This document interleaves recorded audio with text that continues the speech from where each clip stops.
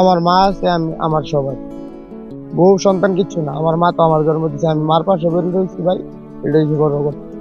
এক মা যিনি হঠাৎ এক ভয়ঙ্কর রোগে দুই পা হারিয়ে মানবেতর জীবন যাপন করছেন, তার নাম রহিমা খাতুন।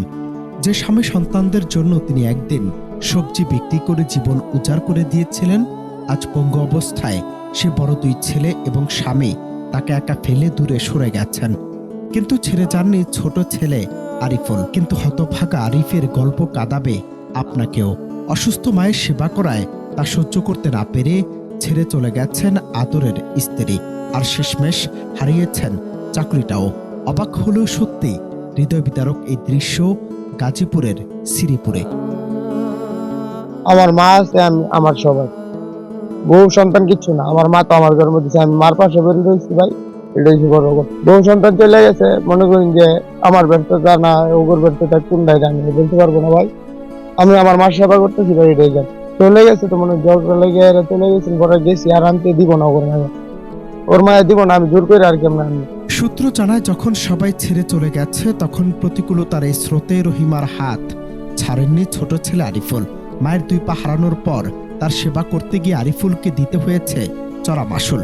অসুস্থ মায়ের সার্বক্ষণিক দেখভাল করতে গিয়ে হারিয়েছেন তিল তিল করে গড়া নিজের চাকরিটি। এখানেই শেষ নয়, ১.৫ বছর আগে তার স্ত্রী ও ২.৫ বছরের সন্তান নিয়ে বাপের বাড়ি চলে গেছেন কেবল শাশুড়ি সেবা করার অজুহাতে। আজ সংসার আর জীবিকা হারিয়ে আরিফুল কেবলই নিঃস্ব, যার একমাত্র সম্বল তার পঙ্গু জননী।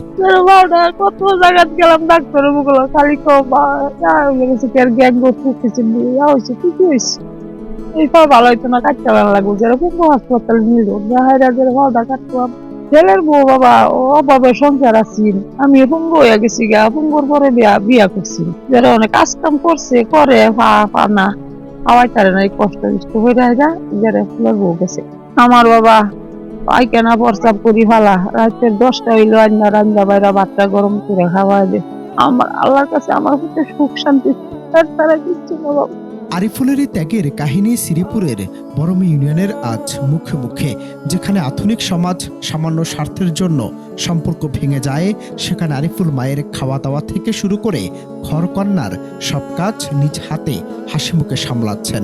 একদিকে পঙ্গু মায়ের শারীরিক অক্ষমতা, অন্যদিকে নুনান্তে পান্তা পোড়ানোর অভাব, সব মিলিয়ে এক মানবেতর জীবন যাপনের যুদ্ধে লড়েছেন এই মা ছেলে। এই অসহায় পরিবারটির শেষ আকুতি এখন কেবল এক মুঠো অন্নের আর রহিমার সুচিকিৎসার। এলাকাবাসী ও ভুক্তভোগী পরিবারের দাবি, সরকার বা সমাজের বিত্তবানরা যদি এগিয়ে আসেন তবে হয়তো আরিফুলের এই আত্মত্যাগ সার্থক হবে এবং মা রহিমা খাতুন বাকি দিনগুলো সম্মানের সাথে বাঁচতে পারবেন। দেখাশোনা করে যে ছেলেটা কাজকাম করে আমার ওষুধ করে হাট বাজার করে দেয়, আর আমি ওই জন মানুষের বাচ্চা 2টা চাল চাইলে চাইটা দেই করে খা। একটা ছেলে আছে, ওনার বউ চলে গেছে গা, শাশুড়ি খেদমত হয়তো অনেক সময় করতে পারে না, এই সমস্ত জায়গায় ওনার মেয়ে চলে আছে, উনি যা পারে তাই চালাইতেছে।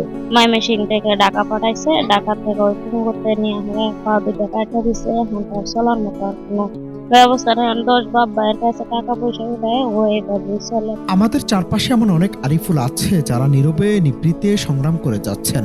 তাদের এই লড়াইকে কুর্নিশ জানানো এবং সহযোগিতার হাত বাড়িয়ে দেয়া কি আমাদের নৈতিক দায়িত্ব নয়?